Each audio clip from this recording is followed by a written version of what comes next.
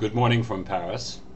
My name is Eric Britton, and I guess this is the second time you're meeting me this morning because you have just heard a kind of a meta introduction to our topic in which I have, over the course of about 5 minutes, tried to set the stage by stepping away from our immediate interest, which is organization of car-free days, mobility weeks, new mobility weeks, how we get support in our cities for new ideas and new approaches, how we let people, how we let democracy speak and work.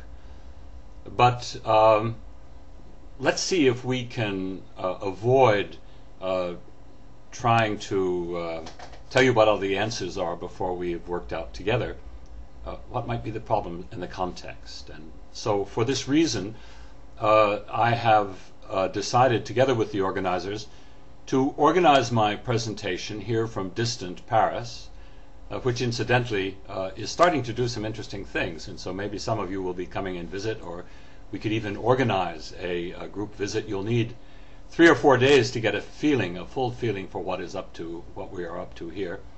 But in any event, my presentation this morning will be divided into 3 broad parts. This first one, each will last about 5 minutes. This first one is given over to basically the problems that we face. We call this the old mobility complex.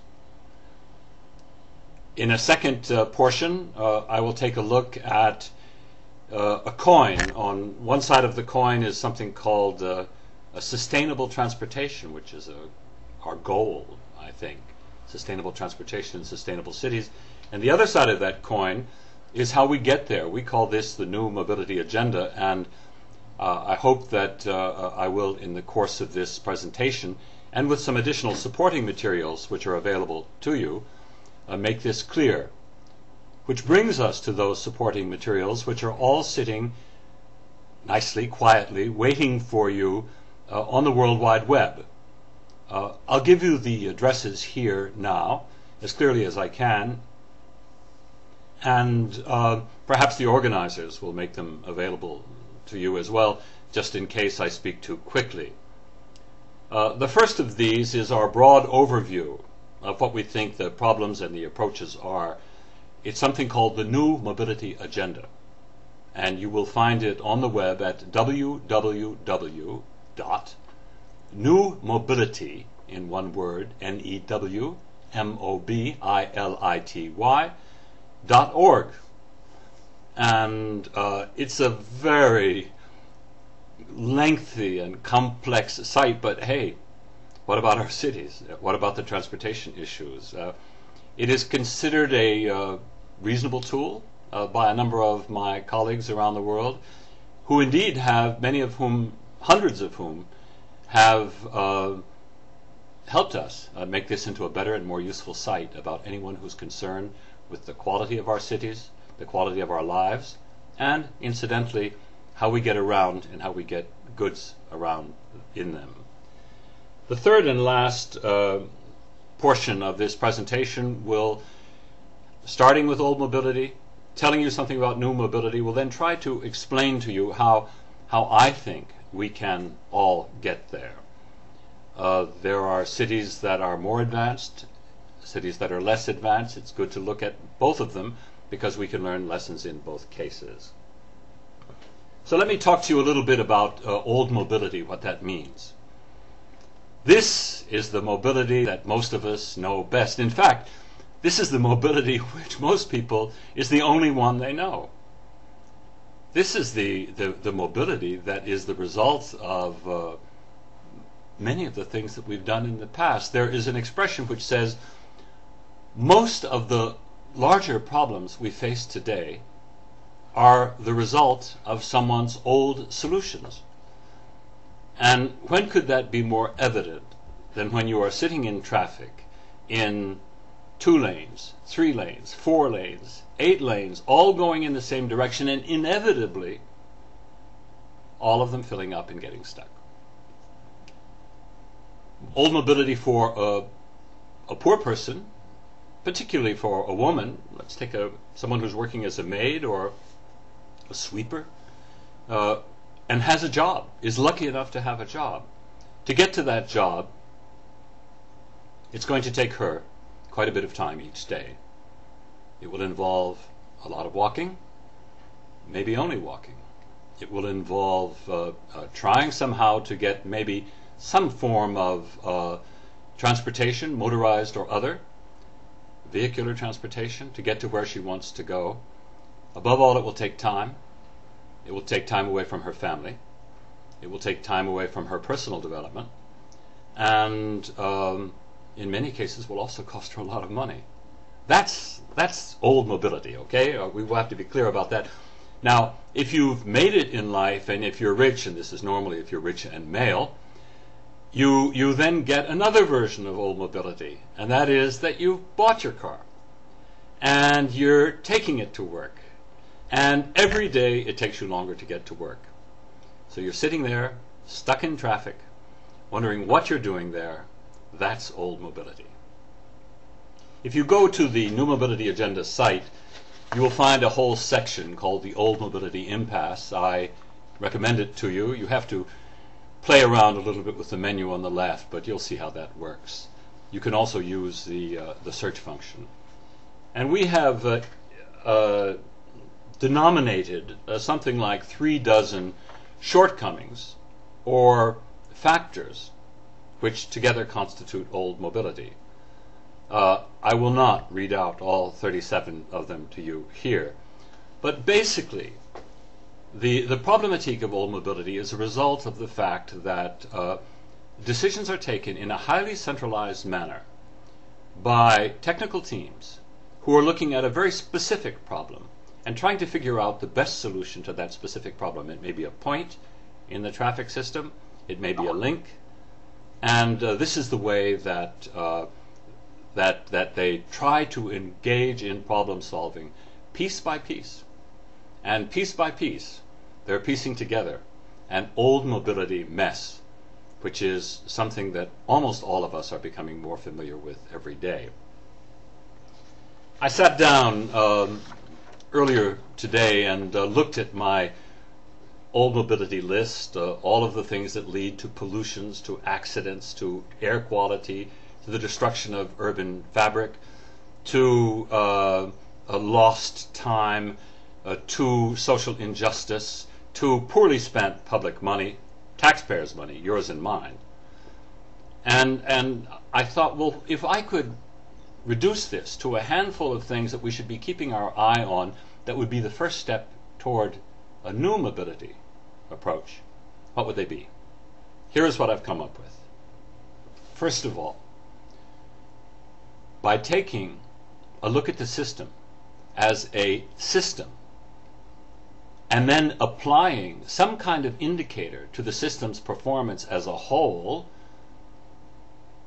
you begin to get control of the bits and pieces.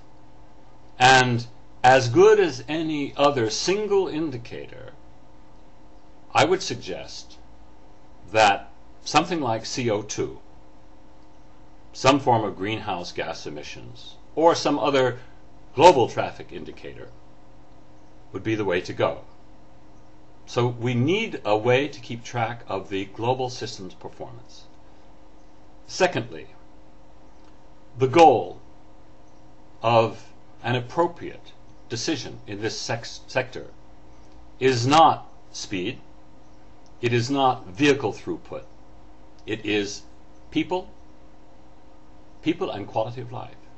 And if the solution that we're coming up with does not lead to better quality of life for the people at all levels of income, including and especially the lowest levels of income, then that's a wrong decision.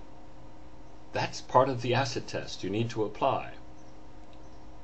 The third part of this is one which some of you will immediately understand is critical. And that is, if we're looking for a group that we need to focus on, and that by satisfying that group of people, that part of the population, we will come up with a better and more just system. Now, what would be that group? That group is women.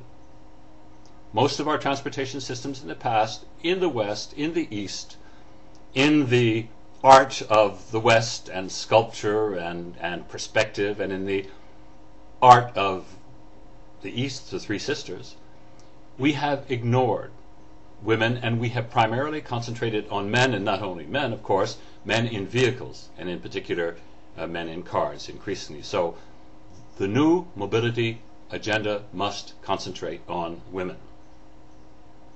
The fourth characteristic, which makes a big difference with the past practices, is that all planning must be open.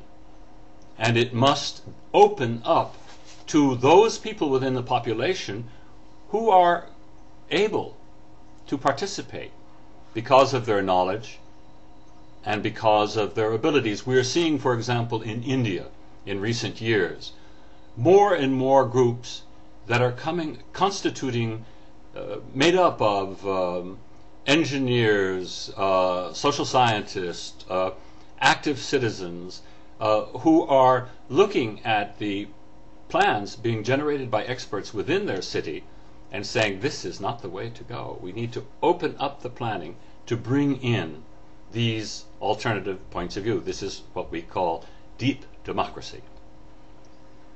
The fifth and the last of these proposals is that we need to shift specifically to projects, measures, tools that are going to give measurable, visible results within a period of 2 to 4 years.